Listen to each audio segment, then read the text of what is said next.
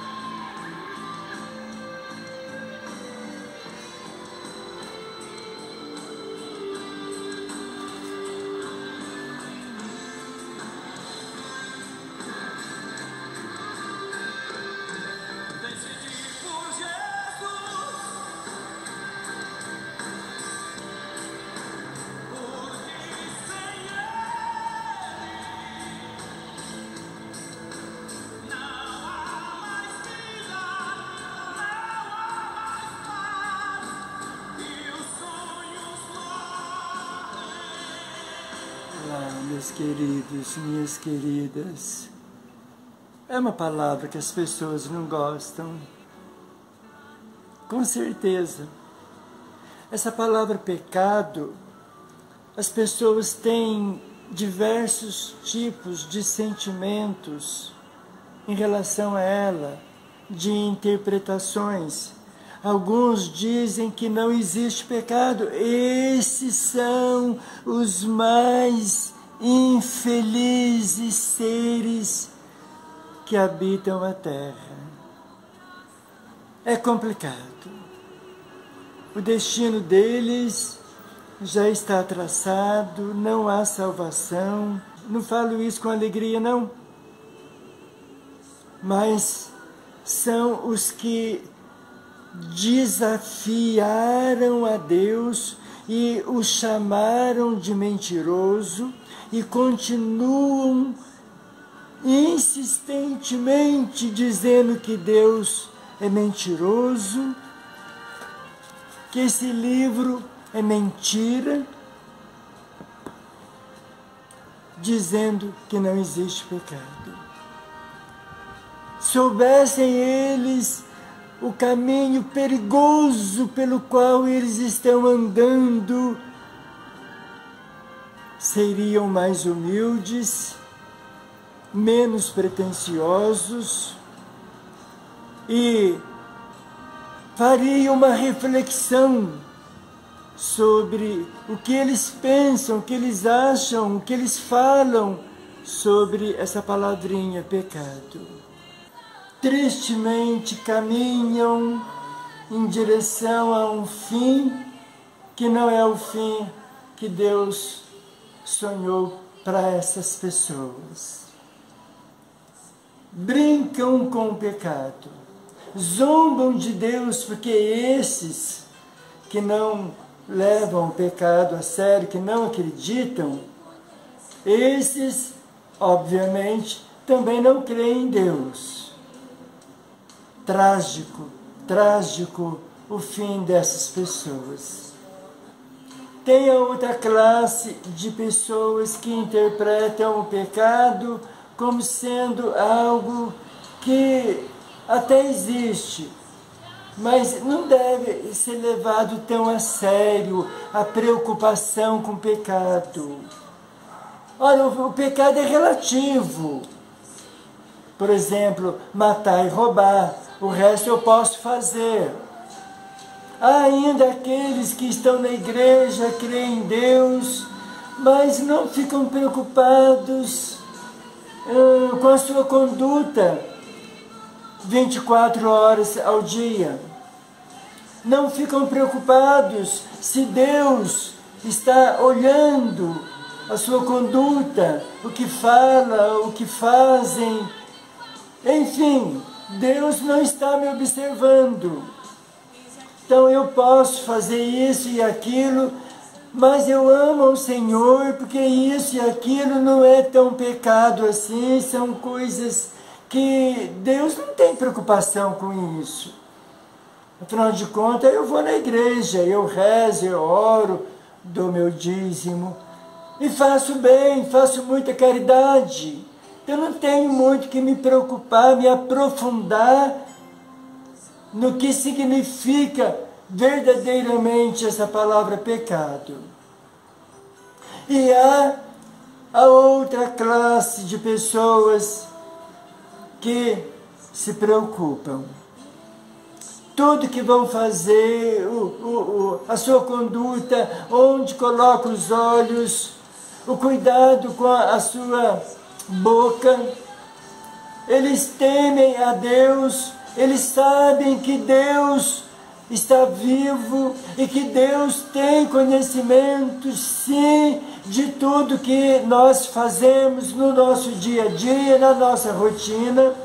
Eles creem nessa palavra, eles têm conhecimento dessa palavra, às vezes não muito, mas o que eles conhecem é o suficiente para que eles fiquem vigilantes, preocupados com a sua conduta, com a sua maneira de ser, de viver, seus pensamentos.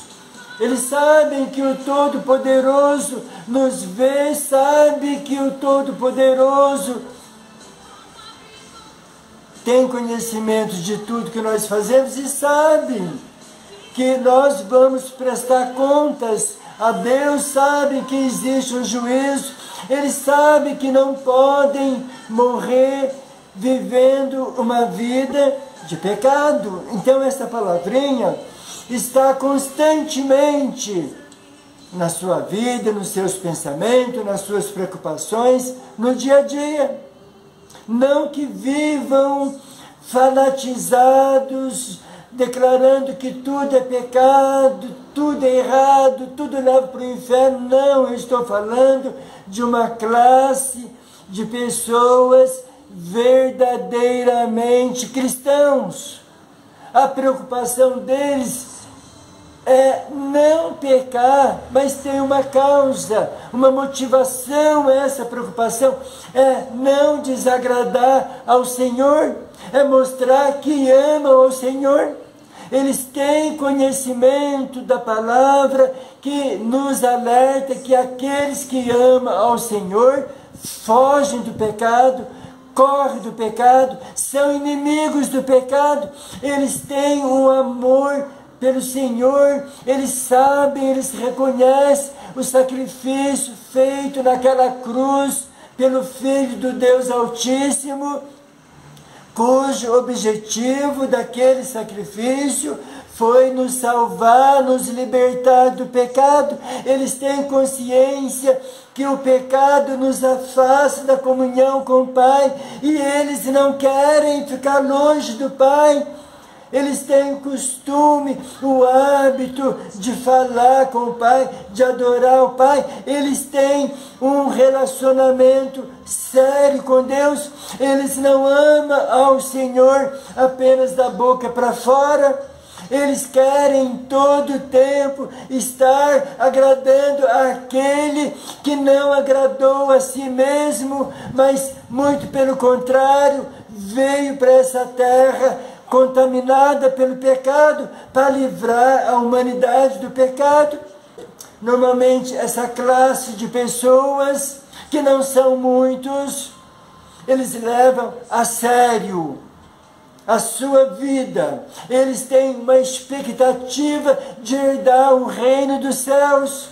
Eles querem morar um dia com o Senhor. Eles sabem, eles têm conhecimento que existe uma vida eterna preparada pelo Senhor. Eles têm conhecimento daquelas passagens maravilhosas de João capítulo 14, em que Jesus diz: eu vou preparar lugar para vocês, e eu virei outra vez e vos levarei comigo.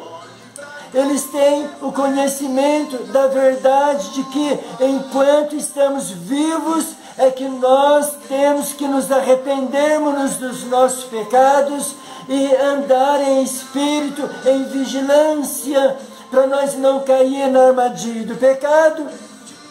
Aquela armadilha que Satanás preparou para o primeiro casal, Adão e Eva. E essa classe de pessoas também sabem que o diabo é o tentador. O diabo, a antiga serpente, está ativa, nunca para de trabalhar, tentando nos desviar do alvo que é Cristo Jesus, tentando nos desviar da obediência à palavra do Senhor, ao Santo Evangelho, porque assim como Jesus quer levar as nossas almas, quer nos levar para perto dele, naquele lugar, naquele santo lugar, onde nunca mais haverá sofrimento, nem dor, nem lágrimas, nem desespero, nem aflições, mas sim uma paz eterna, uma felicidade verdadeira e eterna, a vida verdadeira que Deus sonhou para cada ser humano. Assim também Satanás, os demônios, trabalham incansavelmente, arduamente, para nos afastar desses pensamentos, desses objetivos e nos levar lá para o lugar de tormento eterno. A toda a eternidade não vai haver morte e seremos atormentados como são Satanás e seus demônios. Ele está me ouvindo falar isso com vocês. Os demônios me odeiam por falar essas verdades. Eles não gostam do meu pequeno canal. Eles já me prometeram matar diversas vezes, e eu ouvi isso da boca deles mesmos. Ele, o diabo, o autor do pecado, como disse Jesus, que o diabo peca desde o princípio e nunca se firmou na verdade. Portanto, todos os que não estão firmados na verdade estão em pecado. Ele mesmo disse: eu sou a porta, quem entrar por mim se salvará. João capítulo 10. Só tem uma porta, e nessa porta não cabe o pecado. Nessa porta cabe pecadores arrependidos dos seus pecados e os abandonam.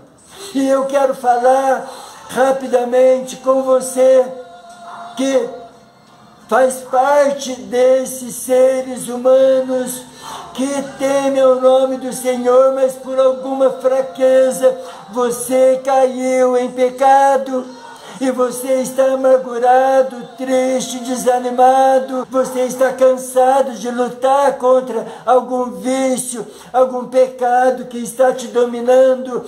Talvez você olhe e pense: o meu pecado é muito sujo, é muito grave. Eu já prometi 1000 vezes, eu já orei, já jejuei, já fiz campanha, e quando eu vejo de novo eu estou caindo em pecado. E você está pensando em se entregar de vez e abandonar as Escrituras Sagradas, e abandonar Jesus, e abandonar a igreja, dizendo que para você não tem solução, porque é muito forte o seu desejo por aquilo que te domina, por aquilo que é pecado, por aquilo que te escraviza, por aquilo que você sabe que entristece ao Senhor. Sim, tem solução para você. 11 anos atrás, eu me arrependi, e eu voltei, e eu me reconciliei. Estou vencendo dia após dia, e não pense você que eu não sou tentado. Ah, mas quando você vai à luta, conforme esse livro ensina, quando você ora todos os dias, quando você pensa nele todos os dias, quando você o adora todos os dias, quando você faz sim um jejum, ao menos que 1, 2 vezes por semana, o jejum te fortalece o teu espírito, e você então entende que Paulo escreveu no capítulo 8 de João: aqueles que andam em espírito encontram vida e paz, aqueles que andam segundo o desejo da carne encontram a morte.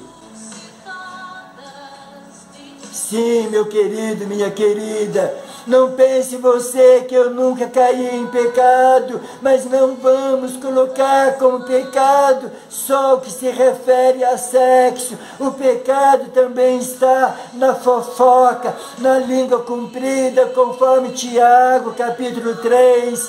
O pecado da língua que muita gente, muitos cristãos, aleluia, glória a Deus, e a língua levando essas pessoas para o inferno, a língua que calunia, a língua que faz o outro sofrer, a língua que mente, a língua que destrói.